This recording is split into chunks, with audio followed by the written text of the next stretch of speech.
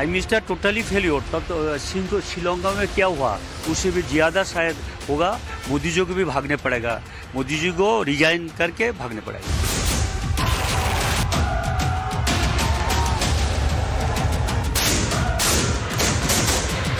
अल्लाह करे कि हमारी हुकूमत के लोग जो हैं वो इस सिचुएशन को समझते हुए ऐसे इक़दामात उठाएं कि हम उस तरफ न जाएं।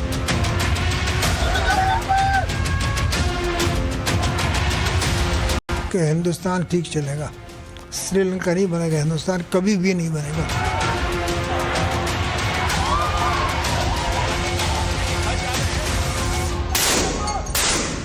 जिस देश की राजनीति शॉर्टकट पर आधारित हो जाती है उसका एक ना एक दिन शॉर्ट सर्किट भी हो ही जाता है।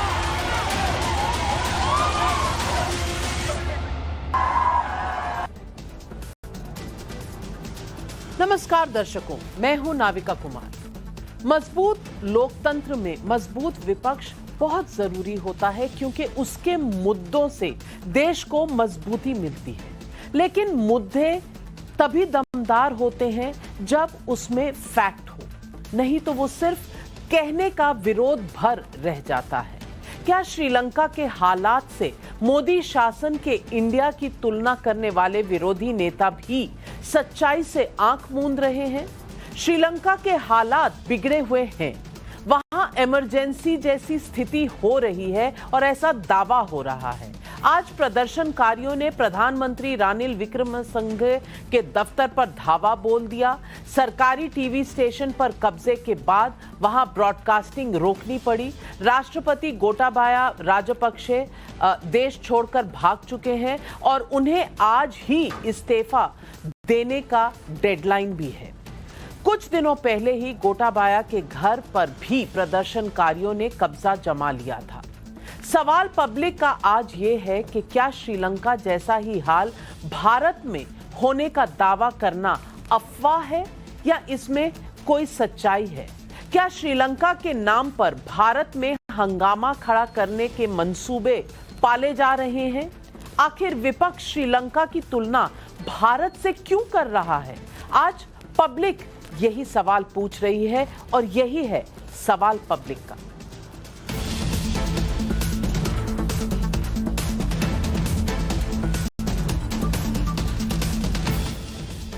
श्रीलंका में बीते कई महीनों से लोगों के सामने आर्थिक मुश्किलें खड़ी हुई हैं। महंगाई आसमान पर है, जरूरी चीजें मिल नहीं पा रही हैं। नतीजा यह है कि वहां लोगों का गुस्सा बेकाबू हो चुका है। वहां वाकई में इस तरह के हालात हैं और स्थिति इस तरह की खड़ी हो गई है कि हिंदी का मशहूर कवि रामधारी सिंह दिनकर ने अपनी एक कविता में जिसको लिखकर बताया था, कहा था, सिंहासन खाली करो कि जनता आती है। ये श्रीलंका का हाल है। प्रदर्शनकारियों की भीड़ प्रधानमंत्री दफ्तर पर कब्जा कर ले तो हालात समझा जा सकता है। जनता जब सरकार के खिलाफ इस कदर खड़ी हो जाए कि वो राष्ट्रपति को देश से भागने पर मजबूर कर दे तो स्थिति समझी जा सकती है। जब हंगामा इतना बढ़ जाए कि उसे काबू करना सेना और पुलिस के बूते के बाहर हो जाए तो फिर इमरजेंसी ही रास्ता बचता है। लेकिन ये बेहाल और ये नौबत क्यों आई श्रीलंका पे, ये समझना बहुत जरूरी है। पहली वजह श्रीलंका की इसलिए हुई क्योंकि कर्ज का बोझ जीडीपी के अनुपात में श्रीलंका पर कुल कर्ज 1990 में अगर 80% था तो 2020 में ये 101% हो गया। इसमें चीन के कर्ज का योगदान बहुत था। आप ऋण देते जाओ देते जाओ देते जाओ और अपने हाथ में श्रीलंका को जकड़ते जाओ जकड़ते जाओ जकड़ते जाओ। दूसरी बड़ी वजह श्रीलंका की इस हालात की ये थी कि रेवड़ी बांटने के चक्कर में अर्थव्यवस्था को चूना लग गया। श्रीलंका में नवंबर 2019 में टैक्स रेट 15% से घटाकर 8% कर दिया गया। तीसरी वजह ये कोरोना के बीच में बिना सोचे विचारे श्रीलंका में ऑर्गेनिक फार्मिंग को जरूरी करा दिया गया। जिसने श्रीलंका के 20 लाख किसानों की कमर तोड़ दी। चौथी वजह यह कि एक परिवार की सत्ता, राजपक्षे परिवार से ही राष्ट्रपति, प्रधानमंत्री, वित्त मंत्री, कृषि मंत्री, सिंचाई मंत्री, खेल मंत्री और यहां तक के प्रधानमंत्री के चीफ ऑफ स्टाफ भी उसी परिवार से। इसकी वजह से मनमाने फैसले ले गए क्योंकि कोई आवाज उठाने वाला बचा ही नहीं। लेकिन इन बातों को भूलकर देश का विपक्ष कैसे कैसे मंसूबे पालता है, इसे टीएमसी विधायक इदरिस अली के बयान से समझ सकते हैं, जो कह रहे हैं कि पीएम मोदी को देश छोड़कर भागना पड़े। वो जो वहाँ का जो राष्ट्रपति का जो हाल हुआ अभी श्रीलंका में, वो हाल तो मेरा ख्याल से यहाँ मोदी जी का हो जाएगा। मोदी जी का प्रधानमंत्री का वही हाल होगा जो हालत चल रहा है। Is very bad. जो इंडिया में जो चल रहा, Modi ji totally failure, prime minister totally failure. तब तो श्रीलंका में क्या हुआ उससे भी ज़्यादा शायद होगा। मोदी जी को भी भागने पड़ेगा, मोदी जी को रिजाइन करके भागने पड़ेगा।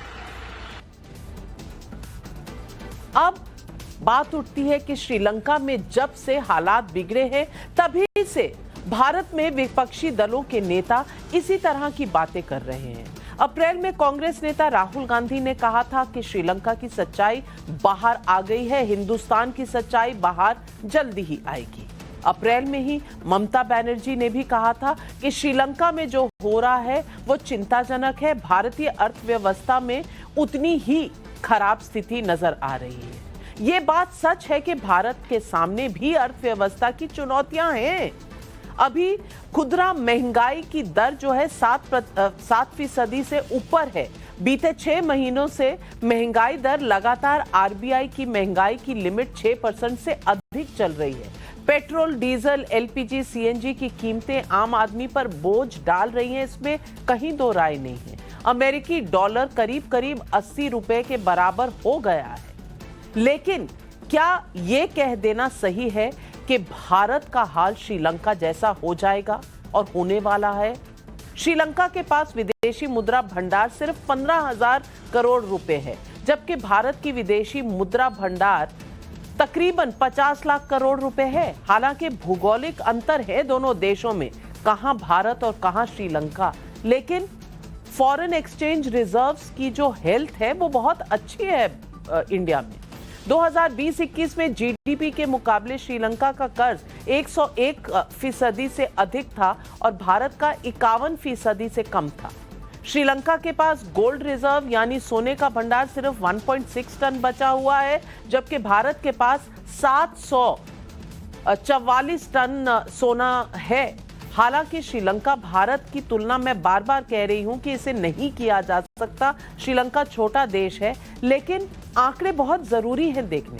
श्रीलंका की विकास दर का अनुमान 3.1% है, जबकि भारत की विकास दर का तकरीबन 8.2% रहने का अनुमान है। श्रीलंका का शेयर बाजार 5 साल में 50% गिर गया है, जबकि भारत का पिछले 5 साल में 70% बढ़ा है। भारत की इकोनॉमी का इंडस्ट्रियल प्रोडक्शन जिसके नंबर आज आए हैं ये 19.6% बढ़ गया है, यानी कि 20% के करीब इसमें इजाफा हुआ है, जो पिछले 12 महीने में सबसे ज्यादा है। तो सबसे बड़ी बात यह है कि भारत और श्रीलंका के आर्थिक हालात में जमीन आसमान का फर्क है, लेकिन एक और जहां भारत की तुलना श्रीलंका से करी जा रही है विपक्ष द्वारा, वहीं मुफ्त वाली पॉलिटिक्स का समर्थन भी होता है। मुफ्त की पॉलिटिक्स यानी कि बिजली फ्री दे दो, ये फ्री दे दो, वो फ्री दे दो, इसके बारे में जो लॉन्ग टर्म नुकसान है ये कोई सरकार सोचती है? कल प्रधानमंत्री नरेंद्र मोदी ने इसे लेकर आगाह किया। सुनिए प्रधानमंत्री नरेंद्र मोदी। आज हमारे देश के सामने एक और ऐसी चुनौती आ खड़ी हुई है जिसे हर देशवासी को जानना और समझना है। ये चुनौती है शॉर्टकट की राजनीति की। बहुत आसान होता है लोग लुभावन वायदे करके शॉर्टकट अपनाकर लोगों से वोट बटोर लेना। शॉर्टकट अपनाने वालों को ना मेहनत करनी पड़ती है और ना ही उन्हें दूरगामी परिणामों के बारे में सोचना पड़ता है। लेकिन ये बहुत बड़ी सच्चाई है कि जिस देश की राजनीति शॉर्टकट पर आधारित हो जाती है, उसका एक ना एक दिन शॉर्ट सर्किट भी हो ही जाता है। तो आज सवाल पब्लिक का यही है, क्या श्रीलंका की तुलना भारत से करना विपक्ष की नकारात्मक राजनीति है? सवाल नंबर 2, क्या अब एक परिवार की सत्ता वाले खतरे से सबक लेगी राजनीतिक दल? और सवाल नंबर 3, क्या भारत में मुफ्त और मनमाने फैसलों वाली राजनीति बंद होगी? यही है आज पब्लिक के सवाल, और इन सवालों के जवाब देने के लिए हमारे साथ आज जुड़ रहे हैं शहजाद पूनावाला, बीजेपी के प्रवक्ता हैं, मेरे साथ स्टूडियो में हैं इस वक्त। मेरे साथ जुड़ रहे हैं डॉक्टर शांतनु सेन, राज्यसभा के मेंबर ऑफ पार्लियामेंट है तृणमूल कांग्रेस से। नमस्कार, आपका स्वागत है सवाल पब्लिक का शो पर। तहसीन पूनावाला राजनीतिक विशेषज्ञ है, मेरे साथ स्टूडियो में है। मेरी बाईं तरफ Sushant Sareen foreign affairs expert है, सुहेल सेठ कॉलमनिस्ट मार्केटिंग गुरु हैं। लेकिन मेरा पहला सवाल जाता है शुभ्रांश राय, जो लीडर हैं कांग्रेस पार्टी के। और शुभ्रांश राय जी, मैं आपसे शुरू करना चाहती हूं, लेकिन सबको रूल्स भी बताना चाहती हूं कि ओपनिंग रिमार्क्स में 60 सेकंड का टाइम सबके पास, 60 सेकंड में अपनी बात कहें और 60 सेकंड के बाद घड़ी जब इशारा देगी तो हम अगले गेस्ट के पास जाएंगे। इससे पहले कि मैं अपने अतिथियों के पास जाऊं, प्रियांक मेरे साथ जुड़ रहे हैं इस वक्त कोलंबो से। प्रियांक, स्थिति किस तरह की है श्रीलंका में? और राजपक्षे जी, गोताबाया राजपक्षे जी का इस्तीफा आज देने की डेडलाइन थी, इस्तीफे की इस वक्त ताजा सूरत हाल क्या है और इमरजेंसी की क्या सिचुएशन है? क्या पुलिस और आर्मी काबू कर पा रही है प्रदर्शनकारियों पर?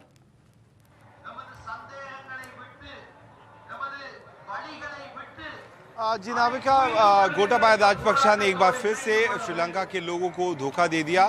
हालांकि कल रात को ही हमें पता चल चुका था कि गोटाबाया यहां से भागने का प्लान कर रहे हैं और उन्होंने अपोजिशन पार्टी के लीडर्स को एक प्रपोजल रखा था कि वो तब तक इस्तीफा नहीं देंगे जब तक अपोजिशन पार्टी के जो लोग हैं उनके कुछ अहम मांगों को नहीं मांगेंगे, जिसमें उनके और उनके जानने वालों को एक सेफ पैसेज देने की बात थी। वहीं देर रात अपने राष्ट्रपति पद का दुरुपयोग करते हुए उन्होंने यहाँ के AN-32 को इस्तेमाल किया और वो जाके मालदीव जाके बैठ चुके हैं, जब देश सबसे ज्यादा बुरी हालात में गुजर रहा है। वही दूसरी तरफ आप देखिए तो गोटाबाया का जो फाइनल डेस्टिनेशन है वो सिंगापुर कहा जा रहा है और जब तक वो वहां नहीं पहुंच जाते हैं लगता है कि वो राष्ट्रपति पद से इस्तीफा नहीं देंगे। हमारे सूत्रों ने सुबह से हमें बताया कि आज देर शाम तक हो सकता है गोटाबाया इस्तीफा दे दे, लेकिन शाम ढल चुकी है लेकिन अभी तक उनके इस्तीफे का कोई भी नामो निशान नहीं है। वहीं जाते जाते उन्होंने यहाँ के जो उनके हैंड पिक कैंडिडेट थे रणनील विक्रमसिंघे, उनको प्रधानमंत्री बनाया था और जाते जाते उन्होंने एक बार फिर से स्पीकर से फोन पे बात की और ये कहा है कि मेरी गैर मौजूदगी में रणनील विक्रमसिंघे ही इंटरिम प्रेसिडेंट रहेंगे देश के। अब हर किसी की नजर इसी बात पे है कि आखिरकार देश का राष्ट्रपति अगला कौन बनेगा। और जैसे ही नाविका इस बात की खबर आई तो गोल्फ फेस पे जहाँ पे हम खड़े हैं, आप हमारे पीछे देख सकती हैं जो प्रदर्शनकारी 3.5 महीने से बैठे हुए हैं, ये और भी उग्र हो गए और उन्होंने अब पीएमओ का जो ऑफिस है उस पे भी अपना कब्जा कर लिया है। तो पॉलिटिकल सिनेरियो अलग ही हुआ पड़ा है जहाँ पे लीडर ऑफ ऑपोजिशन। पर प्रियांक जी, जो मैं आपके पीछे देख रही हूँ, ये कौन सी बिल्डिंगें नजर आ रही हैं? यहाँ लाइट्स नजर आ रही हैं। कुछ दिन पहले तक तो ब्लैकआउट था, पावर सप्लाई भी नहीं थी।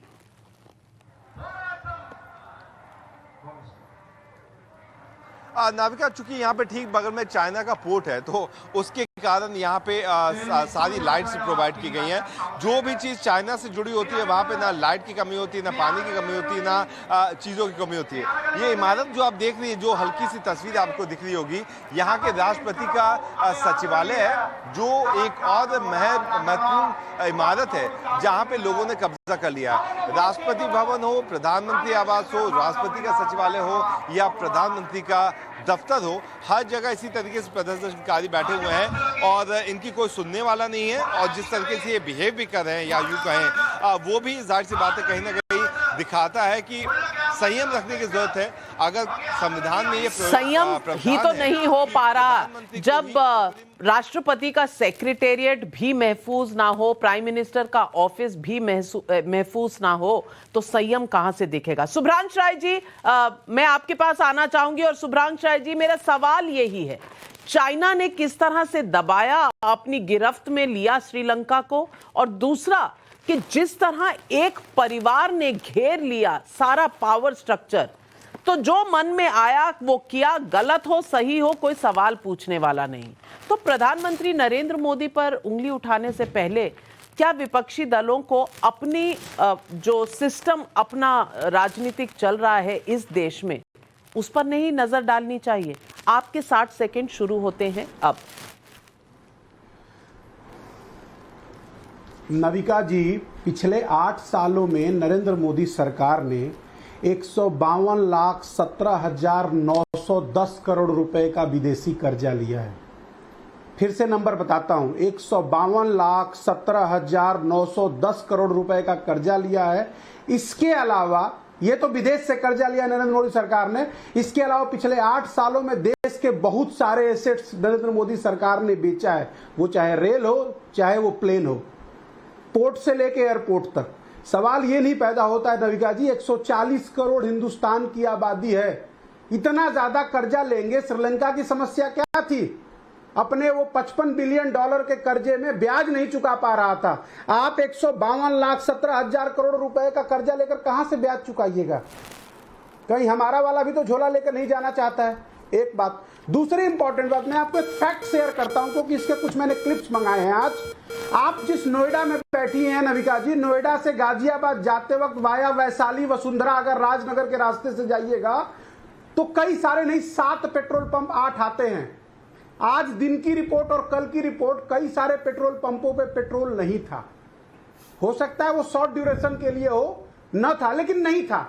बेसिक समस्याएं नविका जी यहीं से शुरू होती हैं। चलिए, आपके 60 सेकंड हुए समाप्त। 2 मुद्दे आपने उठाए। मैं शहजाद पूनावाला से कहूंगी, नहीं, सुभ्रांश जी, डिबेट अभी शुरू हुई है, आपके पास दोबारा आऊंगी। ओपनिंग रिमार्क्स के लिए 2 मुद्दे आपने उठाए, शहजाद जी जवाब दीजिए। Sri Lanka GDP $80 billion, India $3 trillion, Forex reserve $2 billion, India $585 billion, exports $15 billion, India $400 billion से ज़्यादा, इन्फ्लेशन 32% श्रीलंका, इंडिया में 7% है, external debt to GDP ratio 70% से ऊपर, भारत का 20%, भारत की इकॉनमी सबसे तेज़ी से बढ़ने वाली बड़ी इकॉनमी है, हाईएस्ट FDI, हाईएस्ट एक्सपोर्ट। पर क्यों, क्या प्रॉब्लम है श्रीलंका की? 4 चीज़ों में। फैमिली फर्स्ट मतलब महिंदा, गोडबाया, वसील, चमल, निरुपमा, ललित, नमल, शिमल, और यहाँ पर कौन है? मोतीलाल, जवाहरलाल, इंदिरा, राजीव, सोनिया, राहुल, प्रियंका, रेहान, रॉबर्ट। उधर कौन है? Mulayam, Ram Gopal, Shivpal, Akhilesh, Tej Pratap. You get my point. दूसरा, सेकंड है फ्रीबीज फर्स्ट कहाँ है? श्रीलंका का डेट 6 लाख करोड़, वेस्ट बंगाल का डेट 5.6 लाख करोड़, तमिलनाडु का डेट 6.6 लाख करोड़। कौन कर रहा है? आपको भी पता है। तीसरा है चाइना फर्स्ट, INC मतलब INC विचारधारा, आई नीड चाइना विचारधारा। किसका MOU है? किसने कहा कि China offers opportunity of hope? Rahul Gandhi. और पूरी दुनिया क्या कह रही है? कि China offers a debt trap. तो चाइना फर्स्ट कौन कर रहा है? वो भी आपके सामने। और करप्शन फर्स्ट में माँ बेटा तो जेल पर है, बेल पर है, अभी जेल भी जा सकते हैं। आपने भी आंकड़े दिए, first, freebie first, corruption first, China first, ये 4 है। आपने आंकड़े दिए। मैं सिर्फ इतना दर्शकों को बताना चाहती हूं कि आंकड़े आपको लगेंगे अलग कि भारत के पास बहुत कुछ है, पर यह भी सोचिए श्रीलंका की पॉपुलेशन क्या है और इंडिया की पॉपुलेशन क्या है, और श्रीलंका कितना छोटा देश है, और क्यों कर रहे हैं? नहीं, और भारत कितना बड़ा देश है, ये फर्क रखने की जरूरत है। और आपने, सुभ्रांश राय जी, पेट्रोल की शॉर्टेज पर कहा अफवाहें फैलाना सही नहीं है। मेरी रिसर्च टीम, मेरी असाइनमेंट टीम सब चेक कर रही है कि कहीं भी किसी भी पेट्रोल पंप से शॉर्टेज की अगर खबर आई तो हमारे पास जरूर होगी। हम चेक कर रहे हैं, हम तथ्य चेक कर रहे हैं, और तथ्य चेक करना हमारा काम है। लेकिन अफवाह फैलाकर हपरा दपरी फैलाना शायद राजनीतिक दलों को नहीं करना चाहिए। और तहसीन पूनावाला, मेरा सबसे बड़ा सवाल यह है कि अगर हमें श्रीलंका से कोई सीख लेनी है, तो श्रीलंका से जो सीख लेनी है वो ये होनी चाहिए हमारे पास कि श्रीलंका ने एक परिवार को दिया सारा कारोबार देश चलाने का।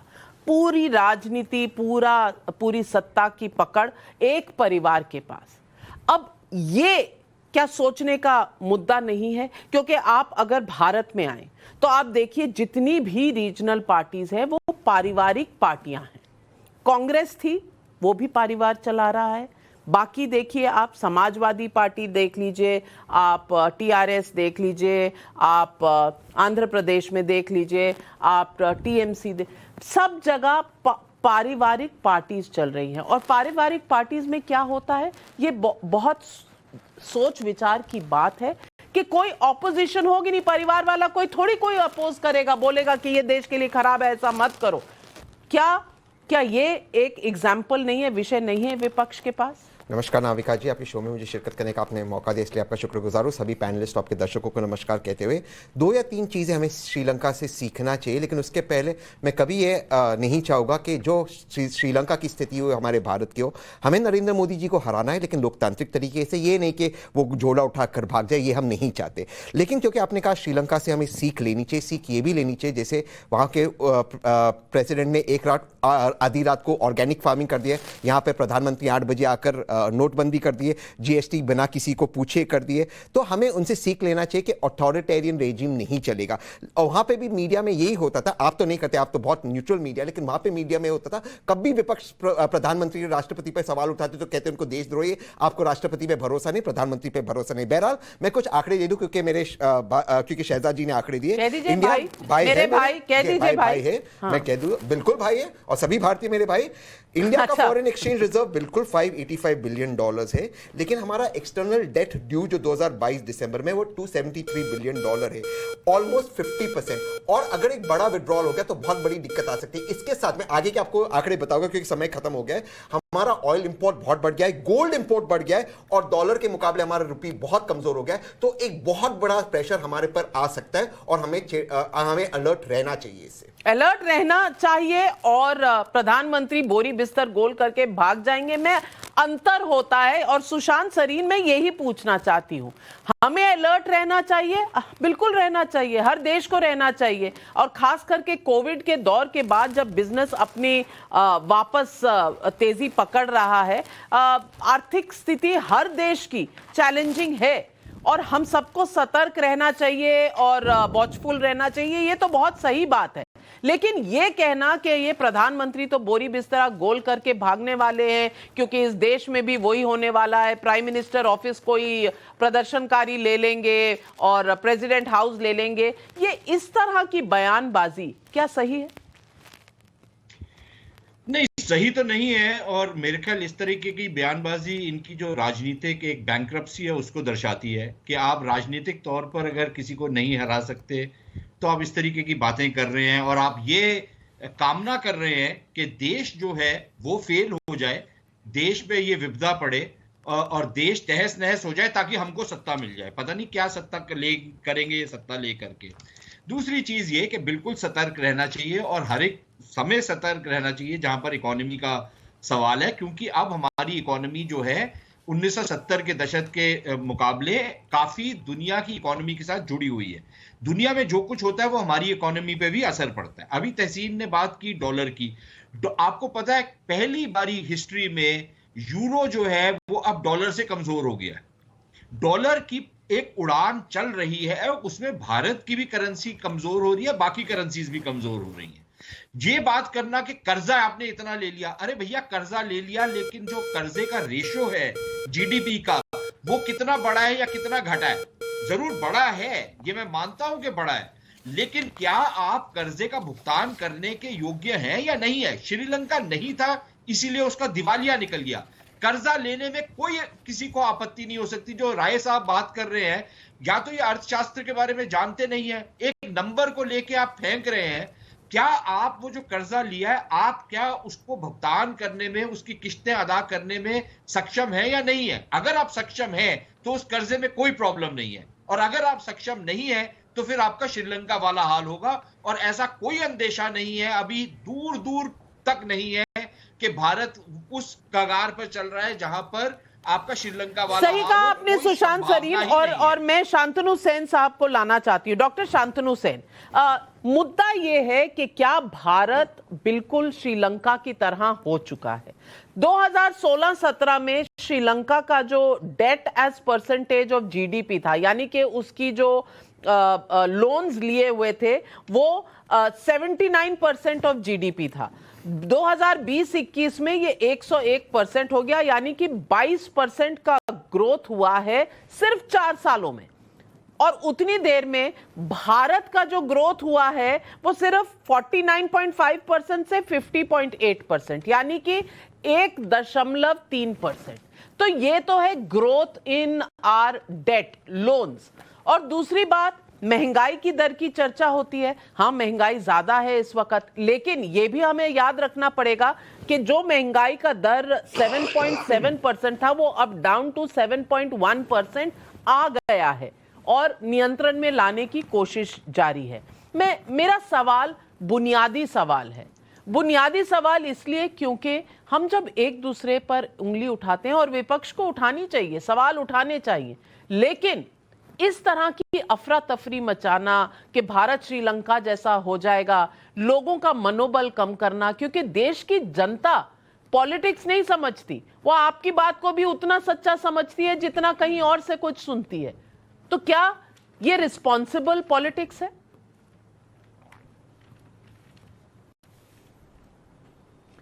नबिका जी, इसके पहले हम विथ ऑल ह्यूमिलिटी आपको थोड़ा सा रेक्टिफाई करना चाहेंगे। आपने जो फैमिली पार्टी का नाम ले रहे थे उसमें टीएमसी का भी नाम लिया। टीएमसी फैमिली पार्टी नहीं है, टीएमसी तृणमूल कांग्रेस पार्टी है, नंबर 1। नंबर 2, पॉलिटिकल बैंक्रप्सी का बात बोल रहा था कोई पैनल में बैठ के। पॉलिटिकल बैंक्रप्सी का हाइट में पहुंच गया भारतीय जनता पार्टी। और नरेंद्र मोदी जी, हमारा आदरणीय प्रधानमंत्री जी, जो बोल रहे थे कि shortcut leads to short circuit, हमारा देश में शॉर्ट सर्किट हो गया, आग लग गया, हमको दिखाई नहीं दे रहा है। अगर अभी तक हमको नहीं दिखेगा तो आने वाला दिन में श्रीलंका जैसा हाल होगा। We are comparing India with Sri Lanka. We are comparing 140 crore population विथ 2 करोड़ पॉपुलेशन। आपको हम याद दिलवाना चाहते हैं, 2 करोड़ पॉपुलेशन वाला श्रीलंका का बजट आप देखिएगा, उसमें हेल्थ से लेकर एडुकेशन से लेकर बहुत सारा इश्यूज है, जिसमें इंडिया से बजटरी एलोकेशन उसमें ज़्यादा है। मेरा एक सवाल है नविका जी, अभी जो हमारा फॉरेन डेट है उसमें से $621 बिलियन में से $267 बिलियन आने वाला 9 महीना में हमको देना है। अभी अनएम्प्लॉयमेंट हाईएस्ट जगह में पहुंचा गया 45 ईयर्स में। हमारा रुपयों का भाव जो आप बोल रहे थे 79 रुपीज़ हो गया, अभी स्टैटिस्टिक्स बोल रहे हैं 2028 के अंदर वो 95 रुपीज़ में पहुंच जाएगा। पीयूष गोयल ने पार्लियामेंट में एक ऑफिशियल स्टेटमेंट में बोला है, पिछले 2-3 साल में 2783 फॉरेन कंपनी भाग गया यहाँ से। यहाँ पर भी फ्यूल नहीं है, फूड नहीं है, तो श्रीलंका की ओर हम लोग बढ़ रहे हैं। इसमें बोलने से प्रॉब्लम क्या है कि आग लग गया, शॉर्ट सर्किट होगा नहीं, शॉर्ट सर्किट हो गया। नरेंद्र मोदी जी को, बीजेपी सरकार को अभी से आग रोकने के लिए कोशिश करना चाहिए, नहीं तो श्रीलंका से भी बड़ा हादसा हो जाएगा। आग दिख नहीं रही आपको, मैं इस पर जवाब लूंगी शहजाद जी आपका, लेकिन पहले सुहेल सेठ के पास। और मैं सुभ्रांश राय जी, आपकी जानकारी के लिए बता दूं, असाइनमेंट डेस्क ने सब जगह फोन किया है, सारे डीएम से बात की है, नोएडा में, गाजियाबाद में, इंदिरापुरम में। नविका जी, मेरे पास प्रूफ है, ठीक है? प्लीज नविका जी, मेरे पास 1 मिनट, आपकी असाइनमेंट ने कहीं कोई फोन नहीं किया है। प्लीज आप देश को आप इस तरह के इल्जाम मत लगाया करिए। या तो मैं बोल लूं, आप ना सर, नहीं प्लीज मैडम, प्लीज आप देश को ना गलत इंफॉर्मेशन मत दीजिए प्लीज। आप बोलेंगे कि मैं आपकी बड़ी तारीफ अच्छा, तो बताइए क्या एविडेंस है, क्या प्रूफ दिखाइए, प्रूफ दिखाइए। मैं वही कर रहा हूं ना, मैं आपको, अरे भाई पहले मैं आपको शेयर कर देता हूं, वेट करें। उसमें कहने का मतलब जो मैंने आपको बोला ना, बिल्कुल जिम्मेदारी के साथ बोला कि वहां पे शॉर्टेज था। हो सकता है वो शॉर्ट ड्यूरेशन के लिए हो, मीन शॉर्टेज अभी हम करेंगे। आप वो सब ना प्लीज देश को आप गलत बात मत बोला करिए। शॉर्ट ड्यूरेशन और वैशाली के लोगों दोनों अलग अलग बातें हैं। शॉर्ट ड्यूरेशन का मतलब, अरे भाई ट्रक आ रहा है भरने के लिए, वो अभी पहुंचा नहीं तो आपको 5 मिनट नहीं मिला। चलिए सुभ्रांश राय जी, बंद हो जाता है तो श्रीलंका क्राइसिस हो गया। हाँ, अजीबोगरीब बिल्कुल। अगर रात के 11:30 बजे चले जाएंगे और पंप मत मिलेगा तो आप कहेंगे शॉर्टेज हो गया।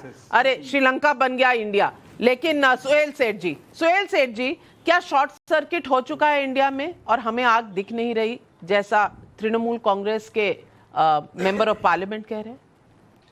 देखिए, ये जो दोनों उनका जो वक्तव्य है वो पॉलिटिकली मोटिवेटेड है और होना भी चाहिए। टीएमसी मोदी को प्रेज नहीं करेगी, ना ही कांग्रेस प्रेज करेगी, तो वो आप बात मान के चलिए। यहाँ 3 लॉजिकल मुद्दे हैं। हमारी क्या आर्थिक स्थिति is in best health? Answer is no. Unemployment ज्यादा बढ़ रही है? Answer is yes. पर सारे देश में, सारी पृथ्वी में यह हाल है। नंबर 3, जो यूक्रेन ने और यूक्रेन रशिया का जो क्राइसिस ने जो स्टेयर किया है वो बहुत ही खतरनाक है और पूरी दुनिया इससे सफर हो रही है। हम श्रीलंका क्यों नहीं बनेंगे? नंबर 1, हमारे यहाँ डायनेस्टी नहीं है और ना ही हम चाइना के स्टूजेस हैं।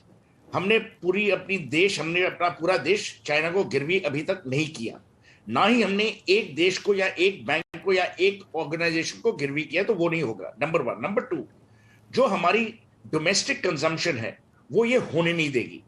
नंबर 3, जो आप देखें in terms of production of various sectors, वो सेक्टर्स आर स्टिल थ्रॉबिंग।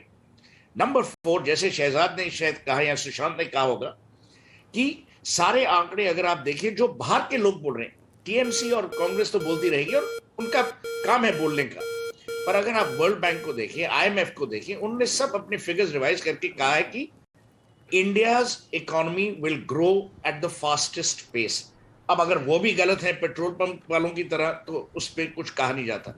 जहां तक कि डायनेस्टी का सवाल है, मैं सिर्फ सुशांत को यही बोल दूंगा बंगाली में, जो যতবোর আমি জানি অভিষেক ব্যানার্জি মমতাদির নেফিউ আছেন। আমি এটা বলছি না কি ডাইনেস্টি, আমি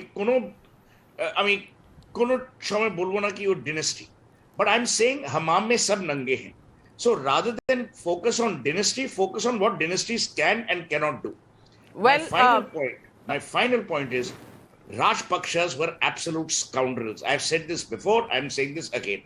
वो उन्होंने श्रीलंका को बेच मारा है और आज जो हो रहा है श्रीलंका के साथ, मैं श्रीलंकन्स के लिए बहुत दुखित हूं, पर राजपक्षास के लिए आई हैव नो सिंपैथी। आप सुशांत को पूछिए, they are scoundrels of the first order. उन्होंने पूरा अपना देश चाइना को बेच दिया था। इंडिया से जब वो हेल्प मांगते थे, only when it was convenient. आज राजपक्षा भाग के चला गया है, ये इतनी शर्मनाक बात है। हमारे देश में ये होगा नहीं। हाँ, आप चाहते हैं कि मोदी जाए, अमित शाह जाए, पर वो जाएंगे नहीं, क्योंकि आपको हराना पड़ेगा। अब आप हराएंगे कैसे? क्योंकि आपके जो भाई साहब है वो हर वक्त बाहर चले जाते हैं। तो यहाँ पे तो मुद्दा ही कुछ अलग हो गया भाई साहब। तो मैं सुब्रांश राय जी जवाब दीजिए। यहाँ मुद्दा ये नहीं है कि मोदी जी कब भागेंगे, यहाँ मुद्दा ये है कि राहुल गांधी जी फिर से चले गए। वो क्यों भागेंगे? वो इलेक्शन जीत के आ रहे हैं। वो किसी के घर चोरी से तो इलेक्शन नहीं जीत रहे ना। पांडे जी भी, सुब्रांश राय भी जानते हैं कि हमारे यहाँ डेमोक्रेसी है, इलेक्शंस है। राहुल गांधी भी पार्लियामेंट में है, नरेंद्र मोदी भी पार्लियामेंट में है, डेरेक ओब्रायन भी पार्लियामेंट में है, शांतनु सेन भी पार्लियामेंट में है। इन सब ने चोरी तो की नहीं, ये पार्लियामेंट में चुन के आए थे। ये किसी के दामाद नहीं है, किसी के बेटे नहीं है, किसी की बेटियां नहीं है। हाँ, एक दो हैं, पर अल्टीमेटली लोगों ने सबको चुना है। राहुल गांधी को भी चुना है, नरेंद्र मोदी को भी चुना है, एक दिन शहजाद पूनावाला को भी चुन लेंगे और तहसील को भी चुन लेंगे। तब हम लोग बोलेंगे कि नेपोटिज्म है और फैमिली डायनेस्टी ये पूनावाला चला रहे हैं। तब तक क्यों हमारे अपने देश को हर वक्त बदनाम करने की हमने दौड़? बहुत सही बात कही। और सुब्रांश राय जी, मैं सवाल ये उठाना चाहती हूँ, वापस फोकस लाना चाहती हूँ डायनेस्टिक कंट्रोल पे। और डायनेस्टिक कंट्रोल की मैं एक वाक्य आपको बताना चाहती हूँ। डायनेस्टिक कंट्रोल क्या होता है और किस तरह से वो एक चोजन प्राइम मिनिस्टर को नीचे दिखा सकता है, वो आपने भी देखा है, इस पूरे देश ने देखा है। जब राहुल गांधी ने एक ऑर्डिनेंस फाड़ दिया था, वो ऑर्डिनेंस किस चीज के लिए था? करप्शन को रोकने के लिए था, कि कन्विक्टेड लोग वापस नेता ना बन सके, वापस पार्लियामेंट में ना आ सके, उसका ऑर्डिनेंस था। और किसने फाड़ा? राहुल गांधी ने। सॉरी, राहुल ने रोका। लेकिन ऑर्डिनेंस चलाया था मनमोहन सिंह ने। मनमोहन सिंह प्रधानमंत्री की कुर्सी पे बैठे थे, लेकिन राहुल गांधी ने आपस में बात नहीं होती, ये होता डायनेमिक। उसके बाद मनमोहन सिंह की प्रधानमंत्री होते हुए चूं तक निकली थी। चलिए नविका जी, कोई बात नहीं, अच्छा है, 2-3 बड़ी बड़ी बातें आपके, चूंकि नहीं, मैंने सवाल जो पूछा पहले उसका जवाब बड़ी दे। बात हो रही थी कि हम सारे बिजनेस पे, जी पहले सुनिए तो सही मैडम, मैं कोई आप एग्जाम देने थोड़े बैठा हूं। 29 मिनट में आपने एक सब्जेक्ट पे कई बार डिस्कस किया, वो टॉपिक था कि एक ही परिवार के पास राजनीति रहे या एक ही परिवार के पास पूरा बिजनेस चला जाता है। तो ये तो लाइव एग्जाम्पल हिंदुस्तान में है। हिंदुस्तान का पूरा बिजनेस नरेंद्र मोदी जी ने अंबानी और अडानी को दे दिया है। अगर आज जितना बैंक का कर्जा अडानी के ऊपर है, भगवान न करे भविष्य में क्या होगा, बट एक तो सच्चाई है कि पोर्ट से लेकर एयरपोर्ट तक 1% control. Is this good for democracy? Is this good for future? और वही अडानी अंबानी राजस्थान में अगर जमीन पा जाते हैं, बिजनेस पा जाते हैं, तो आपको कोई दिक्कत नहीं होती। सुब्रांश राय जी, चश्मा जो है ना उसका रंग चेक कर लें। शहजाद पूनावाला, बताना कि पेट्रोल पंप तो बंद नहीं, आज आपका पेट्रोल पंप तो खुले थे ना भाई। भारत की इकोनॉमिक पोजीशन, मैं ये बताना चाहता हूँ, जनता डिबेट का बिल्कुल एक एक करके बोले, एक एक करके बोले, एक एक करके बोले। का मेल्टडाउन ना, मैं बोलूं फिर कोई भी मेल्टडाउन। श्रीलंका की आबादी 2 अच्छा सुब्रांश जी, आपके 2 मुद्दे क्या उठा रहे हैं आप? मैं शहजाद से उन पर जवाब लेती हूँ। आपने कहा नहीं, आपने कहा एक बिजनेसमैन 2022 का व्यापार घाटा 192.41 बिलियन डॉलर है, जो पिछले साल के मुकाबले ठीक है 87%। ठीक है, इसका मतलब अब मैं आपका फेडर डाउन कर रही हूँ और जवाब देंगे शहजाद पूनावाला। तो मैं एक बार जो आपके चैनल, क्योंकि आपके चैनल को करोड़ों लोग देखते हैं, ये अडानी अंबानी 2014 से पहले ये लोग क्या ये स्क्रैप ट्रेडर थे क्या? और 2014 के बाद ही सब बिजनेसमैन बने क्या? ये 1,68,000 करोड़ का इन्वेस्टमेंट राजस्थान सरकार ने एक्सेप्ट किया अडानी अंबानी से पिछले महीने। ये क्या बात? और भारतीय बिजनेस को अब्यूज करना हर रोज आकर, ये क्या लगा रखा? अगर इतना ही अब्यूजिव है ये दोनों, तो इनको क्यों बिजनेस राजस्थान में दिया? महाराष्ट्र की सरकार ने पोर्ट दे दिए, सब जगह आप उनको काम भी दोगे, आपका इन्वेस्टमेंट भी लोगे। छत्तीसगढ़ में इंडियन बिजनेस को गाली देना बंद करें, चाहे टाटा हो, अडानी हो, अंबानी हो, ये देश का एंटरप्रेन्योरियल स्पिरिट को रिप्रेजेंट करते हैं। ये एक अलग विषय है, परंतु मैं आप पूछना चाहता हूं, ये डायनेस्टी पॉलिटिक्स पर बात चल रही है। पिछले 15 वर्ष में हमारी पार्टी के अध्यक्ष के नाम क्रोनोलॉजी में नहीं, पर मैं आपको बताता हूं, राजनाथ सिंह जी, अडवाणी जी, नड्डा जी, अमित शाह जी, ये हमारे अध्यक्ष है, गडकरी जी। इनके 15 साल के कौन अध्यक्ष है बता दीजिए। आरजेडी वाले अपना अध्यक्ष बता दे और ममता दीदी अपना अध्यक्ष बता दे। तीसरी बात, ये इन्होंने बोला तुलना नहीं करनी चाहिए, तहसीन ने बोला। तहसीन भाई, तुलना करने की शुरुआत किसने की? राहुल गांधी ने बताया पेट्रोल का दाम श्रीलंका में बहुत कम है, यहाँ पे बहुत ज्यादा है, हमारी अर्थव्यवस्था बर्बाद हो गई। ये उदित राज का ट्वीट है, आप टाइम्स नाउ ने उसको छापा भी है, टाइम्स नाउ ने बताया है। उदित राज ने ऊपर नहीं बोलिए, नहीं, आप कुछ भी बोल जाएंगे ऑन एयर और जेल जाऊंगी मैं। आप कृपया एक दूसरे के ऊपर मत बोलिए, एक दूसरे के बीच में मत बोलिए। हमारे दर्शक सुन नहीं पाते। रूल बना दूंगी, जितना समय दूंगी उतने में ही बोलना पड़ेगा। फिर फेडर डाउन, इस वक्त सुब्रांश जी का fader down. Navika ji, chain of thought जनता की भी और हमारी भी टूट जाती है इस विषय में। देखिए, मैं 3 स्पेसिफिक सवाल तहसीन से पूछ रहा हूं। उन्होंने कहा तुलना भारत की श्रीलंका से नहीं होनी चाहिए। राहुल गांधी ने शुरुआत की, मार्च में उन्होंने पेट्रोल प्राइसेस कंपेयर किए। अभी उदित राज ने कहा भारत श्रीलंका बन जाएगा, तो उनको कंडेम कीजिए। दूसरी बात, 15 वर्ष में आपके कौन अध्यक्ष है, हमारे कौन अध्यक्ष है, मैंने तो बना दिया। और तीसरी बात, मैं केवल एक तीसरी बात करना चाहता हूं। अनएम्प्लॉयमेंट की जो बात हो रही है ना, सुहेल जी ने बहुत अच्छी तरह से बात रखी है। अनएम्प्लॉयमेंट राजस्थान में पिछले 1 वर्ष से 20% के ऊपर है, सीएमआई के डेटा के हिसाब से, और 29% इस महीने है। बताइए उसका जवाब क्या है? चलिए जवाब दीजिए। मैं सब आंकड़ों पर जवाब दूंगा शहजाद की। नहीं, पहले इससे नहीं, आप भी एंकर हैं, नाविका जी एंकर हैं, आप एंकर आप जवाब, मेरे सवाल का जवाब नहीं दोगे? बिल्कुल उनके सवाल का जवाब दूंगा। बिल्कुल, ये आउट ऑफ सिलेबस हो गया। बिल्कुल कोई आउट ऑफ सिलेबस नहीं हुआ। आप बार बार कहते हो अध्यक्ष के, आपके सारे अध्यक्ष आते हैं आरएसएस के, इसीलिए इतने इनकॉम्पिटेंट है कि देश की अर्थव्यवस्था पहली बार 45 वर्ष में कॉन्ट्रैक्ट हो रही है। इनकॉम्पिटेंट है, अमित शाह जी कॉन्ट्रैक्ट हो रही है। सर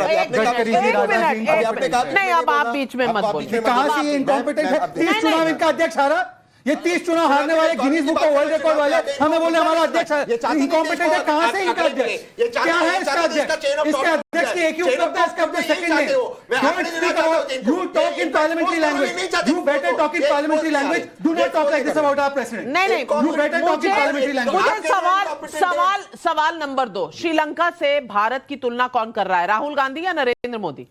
भारत को श्रीलंका से सीख लेनी, कांग्रेस पार्टी या बीजेपी? भारत को श्रीलंका से सीख लेना होगा, क्योंकि श्रीलंका ने जो गलतियां की वो नरेंद्र मोदी जी ने गलतियां की। उदित राज कह रहे श्रीलंका बन जाएगा, अग्री करते डिसएग्री करते? अभी तो आपने कहा था कि श्रीलंका बनने, तो उदित राज को कंडेम करो, बट इट इज, बट हमारे पास को कंडेम करो। बहुत ज्यादा प्रेशर है, बहुत ज्यादा प्रेशर है।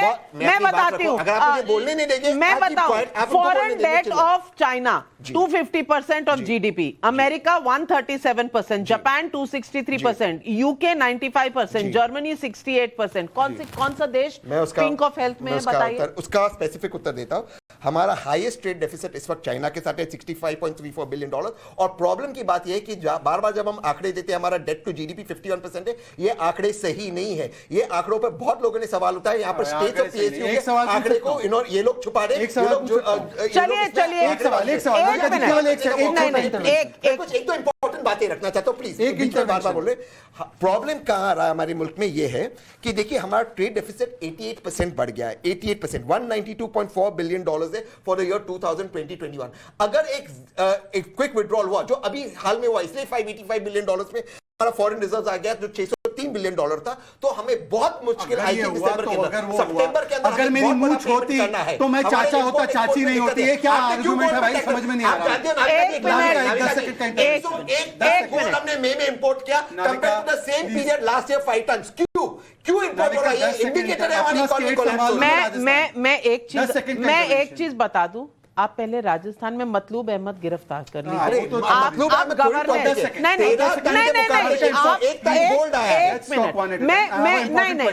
मैं शांतनु सेन की शांतनु सेन वो भी बोलेंगे, आपको जवाब देगा। चाइना की इन्होंने बात की, ये राहुल गांधी कह रहे हैं China offers idea of prosperity, पूरी दुनिया कह रही है डेट ट्रैप करता है। ये बोलते हैं आइडिया ऑफ प्रॉस्पेरिटी क्योंकि ये एमओयू वाले हैं। I need China, INC political answer देता I need इसका पॉलिटिकल आंसर नहीं मुझे चलो राहुल गांधी गलत है, one minute डेमोक्रेसी और रूल्स ऑफ डेमोक्रेसी से चलेगा ये देश, और उसमें सिर्फ पूना वाला नहीं बोलेंगे। राहुल गांधी आपने बढ़ाया, इसलिए मैं कहता आपको इकोनॉमी मैनेज भाई साहब, मैं कोविड से उठ के आई हूँ, मेरे गले पे थोड़ा सा आप दया करें। शांतनु सेन जी, मैं आपसे सवाल ये भी पूछना चाहती हूँ, क्योंकि सुहेल सेठ ने भी ये सवाल उठाया और तमाम लोग यहाँ कह रहे हैं, छोटी पार्टियां, रीजनल पार्टियां, अभिषेक बैनर्जी और ममता बनर्जी की बात सुहेल सेठ ने उठाई, आप उसका भी जवाब दीजिए और इसका भी जवाब दीजिए कि क्या जो भारत के बारे में कहा जा रहा है कि ये श्रीलंका जैसा हो जाएगा, प्रधानमंत्री को बोरी बिस्तर गोल करके भागना पड़ेगा, क्या ये रिस्पॉन्सिबल स्तर है विपक्ष का बात करने का या क्रिटिसिज्म करने का? 2 सवाल, जवाब दीजिए। देखिए, सबसे पहला बात है, कोई पूछ रहा था यहाँ पर ममता दीदी का पिछले 15 साल का अध्यक्ष कौन है, उसको हम अच्छी तरह बोल देना चाहते हैं। 1998 1 जनवरी तृणमूल कांग्रेस का जन्म हुआ था, तब से लेकर आज तक ऑल इंडिया तृणमूल कांग्रेस का अध्यक्ष ममता बनर्जी है। ये कान खोलकर सुन के चलिए। दूसरा बात है, बीजेपी का इश्यू है, वो पार्लियामेंट में भी आपका जो नंबर है, because of the number game they start shouting at the opposition. Debate में भी अब लोग बीच में बोलते रहेंगे क्या? Is it your democracy? नहीं, दिस इज नॉट करेक्ट। उनको बोलने पूरा देश देख रहा है अपनी तरीके से बिहेव कर रहा है। आप स्टूडियो का फेडर डाउन कर दीजिए। शांतनु सेन जी बोलेंगे। जी शांतनु सेन जी बोलिए। Thank you so nice of you. और सेकेंडली ये है नविका जी, मेरा एक सवाल है, अगर नरेंद्र मोदी जी ये देख रहे हैं कि उसके कारण देश जल रहा है और देश का जनता कह रहा है कि आग लग गया, उसको निभाओ नहीं तो श्रीलंका बन जाएगा, तो बीजेपी बोलेगा कि देश श्रीलंका बन जाएगा कि ऑपोजिशन बोलेगा? इट्स क्वाइट नेचुरल, ऑपोजिशन बोलेगा। और अभी ममता बनर्जी और अभिषेक बनर्जी का बात आप जो बोल रहे हैं, अगर हम शुरू करें तो आपका शो टाइम खत्म हो जाएगा। I will start from Rajnath Singh, I will start from Kailash Vijayburgi, I will start from Anurag Thakur, I will start from MOS Health, I will start from Bengaluru Luxpon, I will start from Kailash Vijayburgi and so many. Jyotiraditya Scindia, I can give a huge list. And BJP is लेकिन कोई भी सीधा प्रधानमंत्री अध्यक्ष या president नहीं बन रहा, ये डिफरेंस जानने की जरूरत है। सुशांत सरीन, मुद्दा इन्होंने उठाया कि देश में शॉर्ट सर्किट हो चुका है और जनता कह रही है कि आग लग चुकी है। मुझे ये बताइए कि क्या ये पॉपुलर ओपिनियन है, क्या ये जनता कह रही है कि इस देश में आग लगी हुई है, ये या कुछ तमाम विपक्षी दल हैं और कुछ ऐसे लोग हैं जो कह रहे हैं कि भारत जल रहा है? नाविका, आग तो पश्चिम बंगाल में भी लगी हुई है। जिस तरीके का कत्लेआम वहां पर हो रहा है वो भी तो हमारे सामने है। तो अब कौन सी आग की ये बात कर रहे हैं, मेरे ये तो यही बेहतर बता सकते हैं। हाँ, जरूर प्रॉब्लम्स हैं इस देश में, इससे कोई नकार नहीं सकता इन चीजों को। लेकिन ये कहना कि भाई अब आप दिवालिये निकलने वाले हैं वगैरह वगैरह, या तो थोड़ा सा अर्थशास्त्र को पढ़ लें, थोड़े से आंकड़ों को समझ लें। आंकड़े गिराना काफी नहीं होता, आंकड़ों को समझना भी काफी होता है और जरूरत होती है उसकी समझने की, ठीक है ना। अब आप जैसे फॉर एग्जांपल बात हुई इन्फ्लेशन की। इन्फ्लेशन में अगर आपका तेल का भाव इंटरनेशनल मंडी में, क्योंकि आपके पास खुद का अपना तेल तो है नहीं, अगर इंटरनेशनल मंडी में तेल का भाव इतना बढ़ गया है तो आप क्या करना चाहते हैं? क्या आप उसको मुफ्त में देना चाहते हैं? अगर आप मुफ्त में देना चाहते हैं, जो राज्य सरकारें हैं, पश्चिम बंगाल है जैसे, तो वो अपना टैक्स खत्म कर दें। वो तो नहीं अपना टैक्स खत्म करते। तो आप ये बोल रहे हैं कि भाई केंद्र सरकार जो है वो अपना टैक्स खत्म करे। केंद्र सरकार को और बहुत सारे काम करने होते हैं, उसके लिए टैक्स नहीं इकट्ठा करेगी तो कैसे काम चलेगा? आप अगर दिवालिया निकालना चाहते हैं तो हर एक चीज मुफ्त में दीजिए। आपके 1 साल के अंदर अंदर आपका दिवालिया भी निकल जाएगा, आपका श्रीलंका भी बन जाएगा। अच्छा, आंकड़ों की बात की कि इतना आपने कर्जा ले लिया। भाई कर्जा ले लिया, कर्जे का आपको यह देखना है कि जो रेट ऑफ ग्रोथ, जिस रफ्तार से कर्जा बढ़ रहा है, क्या आपकी जो ग्रोथ है इकोनॉमी की, क्या उस रफ्तार से ज्यादा है या उस रफ्तार से कम है? क्या आपको जो कर्जा देने की क्षमता है वो कम हो रही है कि ज्यादा हो रही है? अगर आपकी क्षमता ज्यादा हो गई है तो आपके लिए कर्जे का कोई मतलब नहीं है। तीसरी चीज नाविका, चीन का आपने सही बताया, 250% डेट जीडीपी रेशो है। अमेरिका का 100% से ज्यादा है। आपका जापान का 250% है। तमाम जो आपका ब्रिटेन वगैरह है उनका 120-130% है। भारत तो अभी भी 80% पे है, अभी भी कम कर सकते हैं। 51% से कम, 51 से कम पे है भारत। एक चीज की मैं वजाहत कर दूं नाविका, जो राय साहब ने जो सवाल उठाया था ना पेट्रोल का, शॉर्टेज नहीं है पेट्रोल की। वो ये रहा है कि जो नॉर्मल पेट्रोल है कई पंप्स पर वो आपको नहीं उपलब्ध हो रहा, आपको प्रीमियम पेट्रोल मिलता है। और उसका कारण एक ये है कि जो पेट्रोल की कंपनियां हैं वो जो पेट्रोल को रिफाइन कर रही हैं वो बहुत सारा निर्यात कर रही हैं, एक्सपोर्ट कर रही हैं, जिससे भारत की जो एक्सपोर्ट्स हैं वो बढ़ रही हैं। और इसीलिए भारत सरकार ने पिछले दिनों में एक टैक्स लगाया, विंडफॉल गिल्ड टैक्स, जिसके बाद ये आशा की जा रही है कि ये जो नॉर्मल पेट्रोल की कुछ पंप्स में कमी हो रही थी वो बिल्कुल हट जाएगी। तो ये जो मुनाफा हो रहा था या जो कंपनियां मुनाफा कमा रही थी एक्सपोर्ट करके, मेरे ख्याल उस मामले को एड्रेस किया जा रहा है। बहुत अहम सवालों का जवाब दिया है सुशांत सरीन ने, लेकिन हमारे दर्शकों के सवाल आ रहे हैं। अबू रोड राजस्थान से मनोज कुमार का सवाल है और ये सवाल सुब्रांश राय जी आपके लिए है। कह रहे हैं कि भारत की तुलना श्रीलंका से करने की जगह क्या कांग्रेस को अपनी पार्टी के हालात नहीं देख लेने चाहिए पहले? जवाब दीजिए दर्शक का सवाल। देखिए नविका जी, जनता का सवाल है, बिल्कुल देखना चाहिए। कुछ तो गलतियां हुई होंगी तभी हम आज यहाँ बैठे हैं, लेकिन मैं थोड़ा सा 1-2 लाइन और ऐड करना चाहता हूँ सुशांत सरीन साहब के शब्दों पे। मैं मान लेता हूँ सारे आप लोगों के नंबर बहुत अच्छे हैं जी, अमृतकाल चल रहा है, फिर भी तो पेट्रोल 100 के ऊपर है, सिलेंडर 1000 के ऊपर है, बेरोजगारी 75 साल में सबसे टॉप पे है, कोई हिसाब किताब, महंगाई का कोई पूछना नहीं चाहिए। और एक आपने अपने पैकेज में जिक्र किया था कि श्रीलंका में टैक्स बढ़ा दिया गया, एक बहुत बड़ा चैलेंज था। मैडम टैक्स तो इंडिया में भी घटा दिया था से लेकर और सुब्रांश राय जी। आज लगाने वाला भारत शायद कोई फ्रीक्वेंसी में गड़बड़ है। मैंने कहा था 15% से 8% कर दिया है। फ्रीबी कल्चर हुआ था। आपकी फ्रीक्वेंसी शायद मोदी जी से नहीं, मेरे से भी कम मिल रही है। एक मिनट सुनिए ना प्लीज, एक मिनट। अरे नविका जी बोलने तो इसका देखिए, हिंदुस्तान एकमात्र ऐसा देश है जहां कफन से लेकर स्कूल की किताबों पे जीएसटी लगता है। ये नरेंद्र मोदी जी की उपलब्धि है। बाकी देशों में भी देखा ये, और जीएसटी के सबसे बड़े प्रोपोनेंट कौन थे, कौन जीएसटी के सबसे ज्यादा डिस्कशन पेपर लेके आया था, ये भी तय कर लीजिए। सौरभ श्रीवास्तव वाराणसी से और अविनाश दीक्षित रायपुर से पूछ रहे हैं ये सवाल पब्लिक के।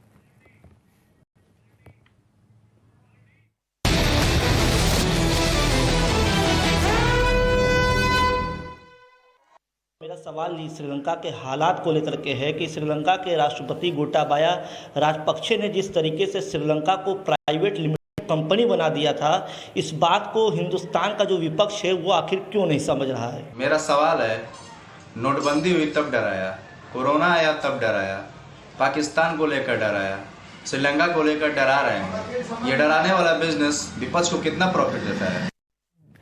जवाब दीजिए तहसीन पूनावाला। देखिए, जो आपके दो ये डराने वाला बिजनेस आपका बड़ा चल रहा है। सौरभ जी और अविनाश जी की बातों को जो प्रश्न है उनको मैं 2 आंकड़े दे देता हूँ। ये बहुत ज़रूरी है देश के लिए जानने के लिए, आप समझ जाओगे। डरा नहीं रहे, हम आपको अलर्ट कर रहे। 2 आंकड़े हैं। एक, आपका जो डोमेस्टिक कंजम्पशन है, क्योंकि उसके बारे में सोहेल सेठ जी कह रहे थे, वो इस वक्त भी मैन्युफैक्चरिंग का 65% है। ये आरबीआई का डेटा है, यानी आपका मैन्युफैक्चरिंग बढ़ा नहीं। मैं दोबारा से कह रहा हूँ, आपकी इकॉनमी पहली बार 45 वर्षों में कॉन्ट्रैक्ट हो रही है। बहुत डरावनी चीज़ है। दूसरी चीज़, जो हमारा गोल्ड का इंपोर्ट हो रहा है, पिछले साल के मुकाबले जब 13 टन हुआ था, 101 टन इस साल मई में, और जून में अनुमान लगाया जा रहा है 130 टन। इसका मतलब है कि हमारी इकॉनमी पूरी तरह से क्रैश हो चुकी है। इसलिए तो सरकार ने इतना टैक्स लगाया। अगर हम अलर्ट नहीं रहेंगे, $272 बिलियन की हमें पेमेंट करनी है, हमारे पास बड़ा ट्रेड डेफिसिट है और हमारी इकॉनमी कॉन्ट्रैक्ट हो रही है, डॉलर के मुकाबले रुपया कम हो रहा है, ये चांसेस है हमारे जो सॉवरेन बॉन्ड है ये डाउनग्रेड हो, और अगर डाउनग्रेड हो गए तो बहुत बड़ी दिक्कत आएगी। सिर्फ अलर्ट मैं आपसे पूछना चाहती हूं बस आखिर में जाते हुए क्लोजिंग रिमार्क्स में, सुहेल सेठ, क्या विपक्ष की ताने से इस देश की रेटिंग पे फर्क नहीं पड़ेगा? सिर्फ डराने से, बताने से कि भारत कितना बुरा है, तभी क्या रेटिंग एजेंसी इस देश को डाउन करेंगी? इस पर आपका क्या नजरिया? नहीं, मैं सिर्फ यही कहूंगा, ये सारे जो यहाँ दिग्गज बैठे हुए हैं, कि आप गाली के थ्रू डेवलपमेंट तो हो नहीं सकती। आप रोज किसी को गाली दोगे, मोदी को गाली दोगे, लोग आपका मजाक उड़ाएंगे कि भाई आपने कौन सा तीर मार दिया था। नंबर 1। नंबर 2, देशवासी कतई नहीं चाहता कि उसके देश की निंदा हर वक्त की जाए ऑपोजिशन से, कि ऑपोजिशन हर वक्त यही कहे कि ये देश फेल होगा, आग लगेगी, लोग भागेंगे। अब क्या ये सब हमारा डिस्कोर्स लेवल हो गया? Is this the level of discourse we want our politicians to follow? तो मैं यही कहूंगा कि अगर आपको राजनीति में रहना है तो आप डेमोक्रेसी और बैलेट के थ्रू लोगों को हराइए। गाल गलौज से क्या होगा? कुछ भी नहीं। और जो आप उंगलियां उठा रहे हैं वो 4 उंगलियां तो आपके डायरेक्शन में है। तो मेरा यही कहना है कि रादर देन प्रोवाइड सॉल्यूशंस, हमारे ऑपोजिशन के पास हर सॉल्यूशन के लिए एक प्रॉब्लम है। यही प्रॉब्लम है देश की। अगर इन लोगों के पास सॉल्यूशन होती ना तो कोई प्रॉब्लम ही नहीं होती। बिल्कुल, सकारात्मक भूमिका निभाने की जगह नकारात्मक भूमिका निभाई जा रही है। और सवाल यही उठता है आज कि कभी इस देश में विकास की रफ्तार इतनी धीमी थी कि उसे हिंदू रेट ऑफ ग्रोथ कह दिया जाता था। 1991 में बैलेंस ऑफ पेमेंट क्राइसिस में भी भारत ने झेला और देखा है, लेकिन भारत ऐसी आर्थिक मुश्किलों से बाहर आया है क्योंकि भारत की अर्थव्यवस्था के फंडामेंटल्स कभी भी कमजोर नहीं रहे हैं। और चुनौतियां आई भी हैं तो लोकतंत्र की मजबूती ने भारत को साधे रखा और आगे बढ़ाया है। इसलिए राजनीतिक वजहों से अगर विपक्ष सिर्फ इस तरह की डर और अफवाह वाली स्थिति पैदा करेगा तो राजनीति इस तरह की बहुत खतरनाक होगी। ये हर विपक्षी दल की जिम्मेदारी है कि वो इकोनॉमी के सवालों पर सरकार को जरूर घेरे, लेकिन ये क्या बात हुई कि आंकड़ों से परे जाकर भी कह दिया जाए। आर्थिक हालात की तुलना श्रीलंका से कर लें, इंटरनल सिचुएशन की तुलना पाकिस्तान से कर लें, क्या इसे विरोध की राजनीति कही जा सकती है? मेरा मानना है कि हर राजनीतिक दल को संजीदगी से अपनी बातें कहनी चाहिए, फिर चाहे राजनीति का मसला हो या अर्थव्यवस्था का मसला हो या फिर विदेश नीति का मसला हो, क्योंकि देश को हर किसी ने आगे बढ़ाना है। ये सिर्फ सत्ता पक्ष का काम नहीं होता, विपक्ष का होता है और आप और हम जैसे पब्लिक के लोगों का भी होता है। तो चलिए बनाते हैं एक नया नव भारत। आज सवाल पब्लिक का शो पर मेरे साथ जुड़ने के लिए बहुत धन्यवाद। लेती हूं आपसे इजाजत, नमस्कार। और अब देश की 50 बड़ी खबरें।